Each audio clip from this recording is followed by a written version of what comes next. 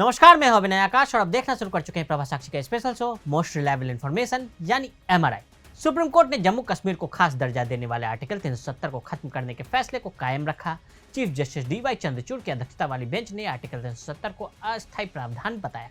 संवैधानिक रूप से भारत की शासन संरचना अर्धसंघीय है। इससे इतर एकात्मक व्यवस्था में कानून बनाने की शक्ति केंद्र में केंद्रित होती है, भारतीय संदर्भ में, जबकि राज्यों को स्वायत्तता प्राप्त है। संविधान कुछ क्षेत्रों में केंद्र की ओर झुकता है, इस प्रकार इसे अर्धसंघीय बनाता है। संविधान की 7वीं अनुसूची में संघ, राज्य और समवर्ती सूचियां शामिल हैं जो उन विषयों को निर्धारित करती है जिन पर केंद्र और राज्यों को कानून बनाने का अधिकार है।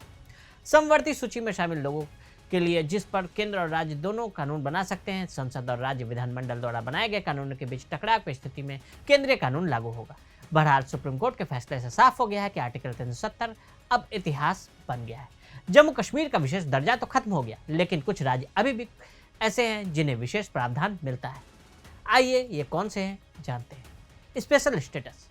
इस अर्धसंघीय संरचना में सभी राज्य समान नहीं है। भारत की बहुलता के लिए ऐसी व्यवस्था की आवश्यकता है और संविधान राजकोषीय, राजनीतिक और प्रशासनिक से लेकर विभिन्न कारकों के आधार पर राज्यों के लिए विभेदित समानता प्रदान करता है। हालांकि असीमित संघवाद के खिलाफ एक तर्क दिया जाता है कि तथाकथित विशेष स्थितियां क्षेत्रवाद और अलगाववाद के बीज बोती है। यह राष्ट्रीय एकता को प्रभावित करती है, जबकि अनुच्छेद 370, जिसने जम्मू कश्मीर राज्य के साथ भारत के संबंधों को औपचारिक रूप से दिया, भारत में असीमित संघवाद का सबसे स्पष्ट उदाहरण माना जाता है। वहीं कई अन्य राज्य ऐसे भी हैं जो अलग अलग डिग्री की स्वायत्तता और केंद्र के साथ संबंध का आनंद लेते हैं। सिर्फ जम्मू कश्मीर ही नहीं, अनुच्छेद 370 के ठीक बाद संविधान अनुच्छेद 371A एक से कम 9 राज्यों के लिए विशेष प्रावधान बनाता है। इसके मुताबिक इन राज्यों के राज्यपालों की यह जिम्मेदारी है कि महाराष्ट्र में विदर्भ, मराठवाड़ और शेष महाराष्ट्र के लिए और गुजरात में सौराष्ट्र व कच्छ के इलाकों के लिए अलग विकास बोर्ड बनाए जाएंगे।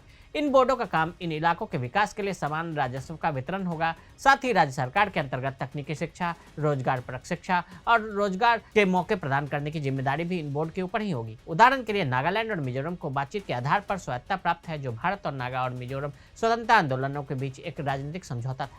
इसके तहत संसद ऐसा कोई कानून नहीं बना सकती जो नागाओं और मिजो की धार्मिक और सामाजिक प्रथाओं या उनकी भूमि और प्राकृतिक संसाधनों के स्वामित्व और हस्तांतरण में हस्तक्षेप करती हो।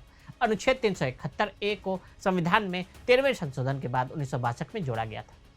53वें संशोधन के बाद जोड़ा गया 371G। 1986 में किए गए संविधान के 53वें संशोधन के बाद मिजोरम के लिए अनुच्छेद 371G को जोड़ा गया। इस कानून के मुताबिक भारत की संसद मिजोरम की विधानसभा की मंजूरी के बिना मिजो समुदाय से जुड़े रीति रिवाजों, उनके प्रशासन और न्याय के तरीकों और जमीन से जुड़े मसलों पर कानून नहीं बना सकेगी। जम्मू कश्मीर के मामले में केंद्र के 2019 में अनुच्छेद 370 को निरस्त करने की चुनौती देने वाली याचिकाकर्ताओं ने तर्क दिया था कि विशेष प्रावधान राज्य के लिए आंतरिक संप्रभुता का एक तत्व है जिसे एक तरफा नहीं छीना जा सकता। हालांकि भारत के मुख्य न्यायाधीश डीवाई चंद्रचूड़ की अध्यक्षता वाली सुप्रीम कोर्ट की 5 न्यायाधीशों की संविधान पीठ ने 12 दिसंबर को फैसला सुनाया कि अनुच्छेद 370 केवल असीमित संघवाद की एक विशेषता है जो आंतरिक संप्रभुता के समान नहीं है। दिल्ली का 239AA और सुप्रीम कोर्ट। राजनीतिक आवश्यकताओं के अलावा अन्य कारकों से भी राज्यों को रियायतें दी जाती हैं। उदाहरण के लिए दिल्ली को लीजिए। अनुच्छेद 239AA राष्ट्रीय राजधानी के प्रशासन के लिए एक अनूठी व्यवस्था का प्रावधान करता है।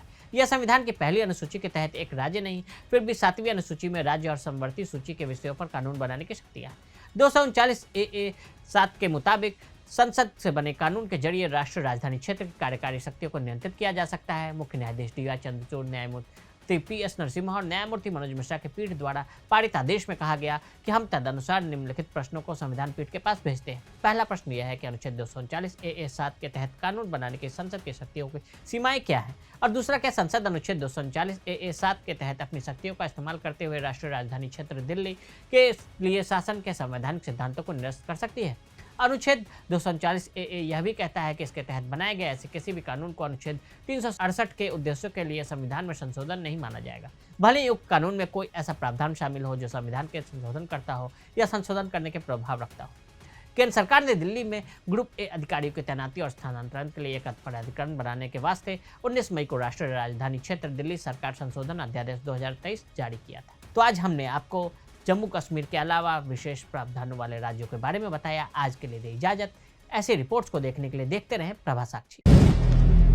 अगर आप भी लेना चाहते हैं देश दुनिया की तमाम जानकारी तो आज ही सब्सक्राइब करें हमारे चैनल को।